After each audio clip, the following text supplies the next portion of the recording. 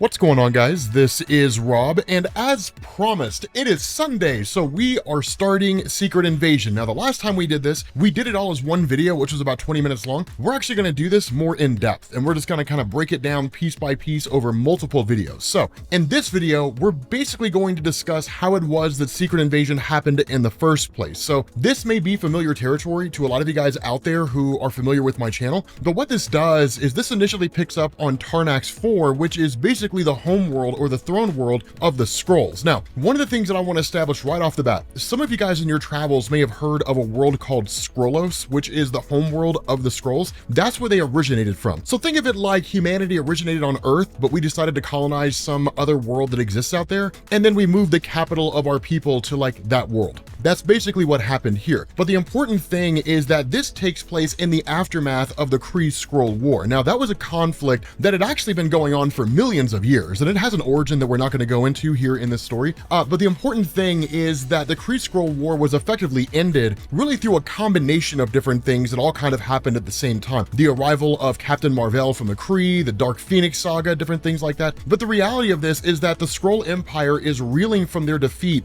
basically facing off against the Kree, that was done at the hands of some of the involvement of people on Earth. Particularly when it came to Earth, they view it as a backwater world. And so because of that, it would basically be like the United States having the greatest military might in the world, being defeated by people with pitchforks, right? It would just be like a huge just slam to the ego. And so what this does is it leads to a discussion between Emperor Dorek and his military on whether or not they should directly target Earth. But fortunately for them, Earth comes to them, and it comes in the form of the Illuminati. Now, this comic we're covering right here is technically the Illuminati one-shot. And for those of you guys who aren't really familiar with that, when the Illuminati were initially introduced into Marvel Comics, the original one-shot story was actually a story that was part of the original Civil War event. And the idea is that you basically had Reed Richards, you had Iron Man, Namor the Submariner, Black Bolt of the Inhumans, Doctor Strange, and Professor Xavier, who all came together in Wakanda, and Black Panther literally told them, do not do this, it's not going to work, it's going to end up with calamity. But they basically came together in Wakanda so they could operate off the grid, and decided that because the Kree-Skrull War had come so close to destroying the world, that because they all had little pieces of information, Xavier dealing with the Phoenix Saga, the Avengers and Fantastic Four dealing with Mar-Vell, that had they shared that information, the conflict never would have come as close to Earth as it did. And so coming together as the Illuminati, the idea is that no one's going to know they exist, but they're always going to keep information shared, and they're going to secretly manipulate things behind the scenes. As you can probably imagine, it ends up disastrous. But the first thing they did was show up here to the planet of the Skrulls, and quite literally, like, Reed Richards is like, I came here to tell you that we will not tolerate another invasion attempt on Earth. If you even so much as approach Earth space, it will force us to gather and come to you with manpower that you could not even imagine. And the response by Xavier is like,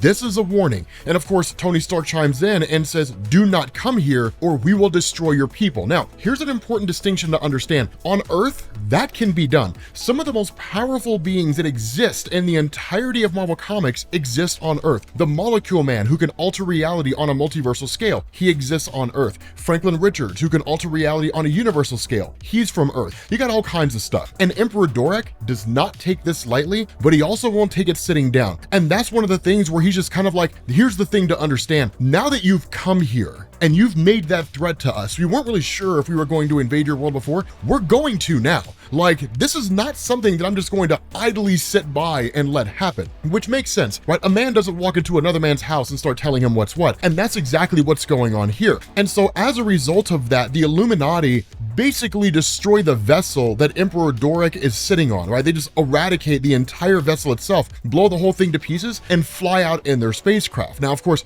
this leads to the entire Skrull armada just chasing after them, right? Because while Dorek isn't killed, trying to assassinate their leader in that way is no small thing, right? That's a massive event. And because it leads to the entire Skrull armada following them, one of the things to know is that while Earth has the most powerful beings in existence, it is not the most technologically advanced advanced place in the universe. The Skrulls have been around for millions of years, the Kree just as long. And so what you're talking about are people with just the ability to achieve interstellar travel and the defensive and offensive capabilities to go with it. But the thing about this is that because they're so much more technologically advanced than the Illuminati, or really just anybody on Earth, they overtake their ship quite readily. And try as he might, Iron Man tries to get them out of there, but it ultimately doesn't work. And what it does is it leads to the Skrulls basically taking the Illuminati and then analyzing their individual bodies. They basically go through to try to understand Reed Richards. Now, when it comes to the Skrulls and Reed, because guys like Kl'rt, who was the original Super Skrull, basically a Skrull that had all the abilities of the Fantastic Four, which was really done more through science magic than anything else. It basically led to them having involvement with the Fantastic Four, becoming aware of Reed more than anything else. Another particular important thing about Reed is that he's the smartest person in the universe. So literally every race across the universe knows how capable and intelligent Reed Richards is. So his intelligence respected,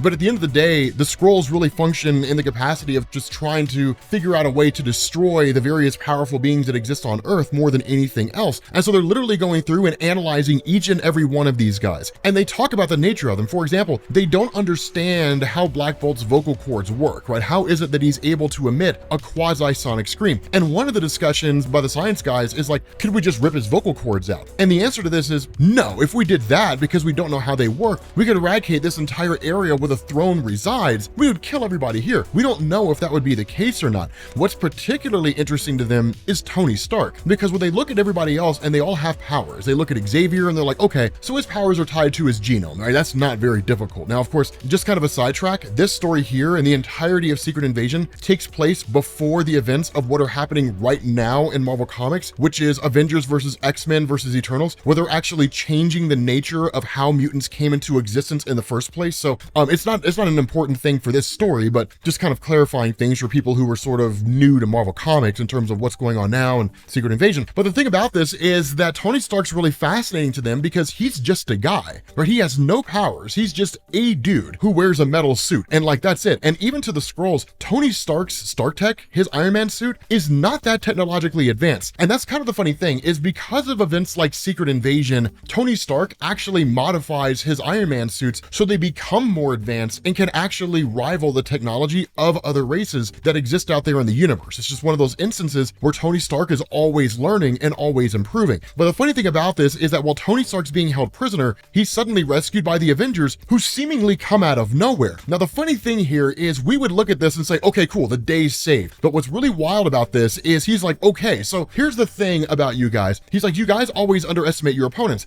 It's why you lost the Kree Skrull War. So the question that I have to ask you here is, how dumb do you really think I am? And this is when we find out it's not the Avengers. It's Skrulls posing as the Avengers. Now, this is a really, really cool moment because this is kind of the precursor to Secret Invasion, and is sort of setting the stage for like what the Skrulls will eventually end up doing, which becomes incredibly awesome when it happens. But the reality here is that's when the Skrulls kind of start bickering, like, I told you this was a bad idea. We never should have tried to do this to get information. Now, them trying to get information out of them will be a very key component to what's going on here. But the thing to understand is that because Tony Stark, at least with his combat training, is able to overpower these Skrulls, it of course allows him to basically grab some guns, start shooting the place up, and start freeing each member of the Illuminati, who of course helps to free the other members as they're freed themselves. And of course, this basically leads to them basically making their escape here. But the problem here is they're back on the chase trying to get away from the Skrull Armada. If they couldn't get away before, there's no reason to believe that they can get away now. The funny thing about this is that what they end up doing is basically creating a kind of illusion using a combination of Professor Xavier's telepathic abilities and Doctor Strange's magic. And what they end up doing is literally casting this illusion of Galactus appearing. Now, there's a reason why they chose this, and I'll talk about that here in a second, here in about 1 or 2 minutes. But what this does is it basically leads to the Illuminati making their escape by way of the Galactus illusion, and then in turn, we switch back to the throne world. And what we end up finding out is that they basically got exactly what they needed. What they were looking for was the ability to duplicate superheroes. They were looking to understand exactly how their powers worked. Now, the problem with this is that this project sort of falls slightly to the wayside. It becomes just kind of like a background science project while the Skrulls are working on rebuilding their empire. But what ends up going on is that around this time, this leads to the introduction of Varenki. Now, in order to understand Varenki, we have to do a little bit of history when it comes to the Skrulls, right? So the way this works out is if if you guys are familiar with probably the Marvel Cinematic Universe or Marvel Comics or anything like that, you guys are aware that on Earth, in the early days of humanity's existence, the Celestials visited Earth and they created the Eternals, the Deviants, and then modified the genes of humanity so that at some future point in time, they would develop powers, i.e. the origin of mutants in Marvel Comics. Earth was not the only place they visited, and in fact, the Skrull homeworld of Skrullos way back when was one of the places they visited. The difference here is that unlike Earth, where the Eternals and the Deviants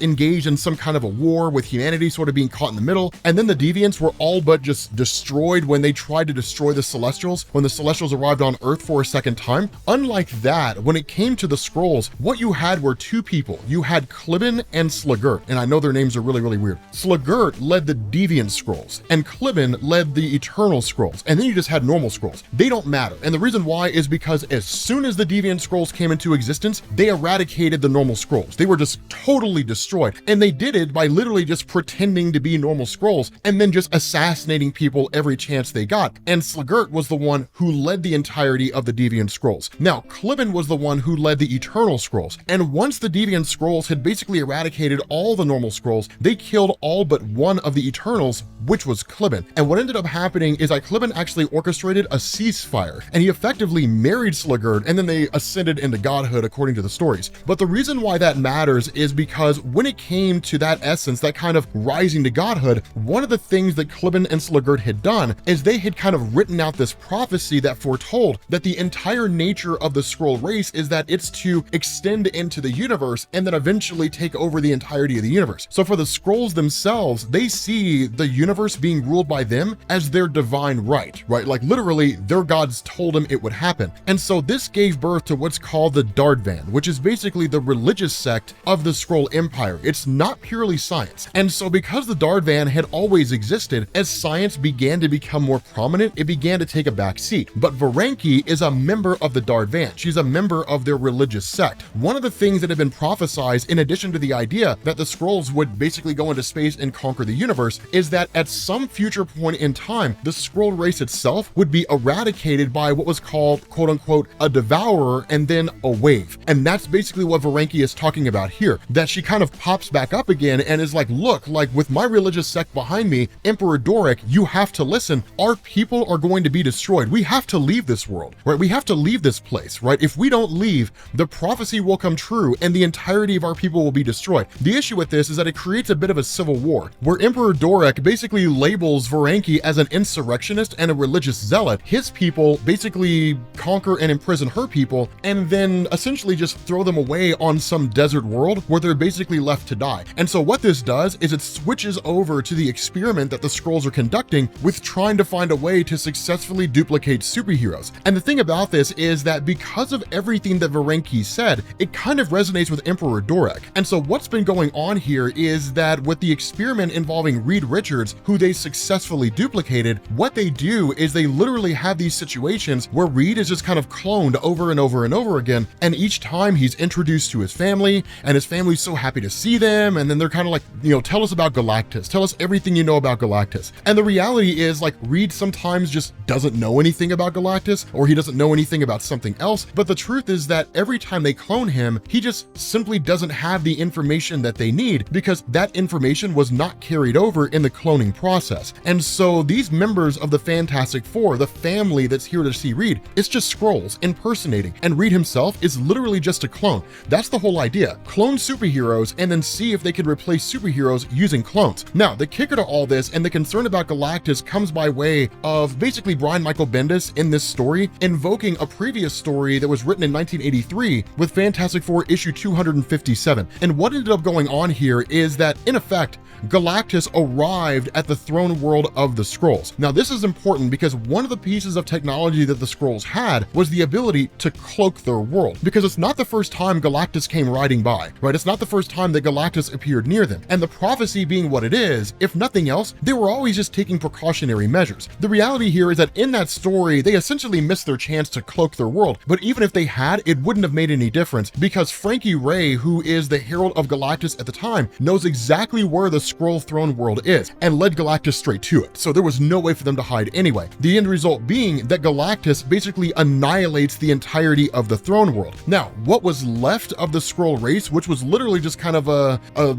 military-led hodgepodge of the group. What ended up happening is they just kind of limped on and then tried to restore their race back to greatness, but then annihilation happened when the villain Annihilus led the Annihilation Wave across the universe and almost killed everything, and that all but destroyed what was left of the Skrull race. So all you really had with regards to the Skrulls was basically just a ragtag bunch of scientists and the continued attempt to like find a way to duplicate Earth's superheroes. But this ultimately leads to the science division and even those members of the Skrull race who were still alive reaching out to Varenki and bringing her back from the desert world, where she officially becomes Empress of the Skrull race. So for those of you guys who read Secret Invasion and you were wondering how she became the leader during Secret Invasion, this is exactly how. But there's also major changes that have taken place, major progressions to this project that simply weren't there before. And so one of the things we find out is that one, their group has basically moved to Tarnax 10. That's their new homeworld, right? Tarnax X. But the other thing is that Varenki is informed by the science officer of the Skrull race that because of all these advancements, they no longer have to traditionally clone superheroes the way they did before. They don't have to clone Reed Richards and then try to get information out of him. Instead, they can just use their shape-shifting technology. Now, one of the big things here is that when it comes to the Deviant Skrulls, shape-shifting is one of their powers. The issue is that if a Skrull were to just shape-shift and then go to Earth and then just say, hey everybody, I'm Tony Stark,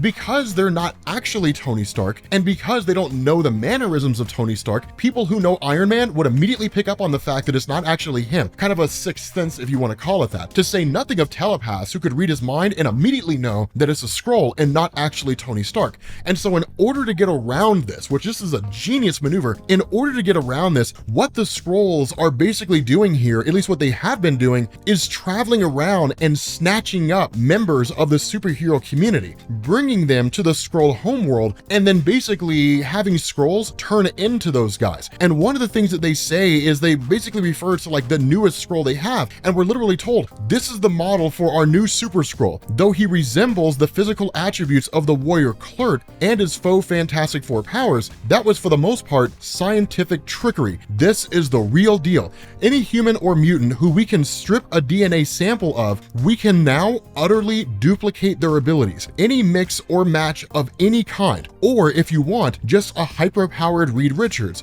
or Ben Grimm, we can do that too. But like Kl'rt displayed for many years, we believe that a warrior with a mixture of power attributes reveals itself to be a much more established threat. The more weapons a warrior has, and ultimately, the better they become. Now, that's where things get really interesting, because again, they hit on the idea that they can't simply just shapeshift, that in order for this invasion to happen, in order for them to literally invade Earth, replace superheroes, and then essentially conquer Earth, which they see Earth as their prophesized new home, that a Skrull has to literally become that person. That their mind has to be altered. They have to actually believe that's the case. And so one of the things that ends up happening, and I'm not going to show you who this person is, but one of the things that ends up happening is that there is a person who is already on Earth who is a Skrull and has been there for quite some time and has been operating behind the scenes for quite some time. But this person appearing here and showing up and basically offering testimony shows that the project works, that the Skrulls using this process can infiltrate Earth. They can pretend to be anybody they want to, including a powerful being, a person whose abilities they can copy, and they can do this without any telepath knowing that they're an actual Skrull. They can do it without Wolverine or somebody with enhanced senses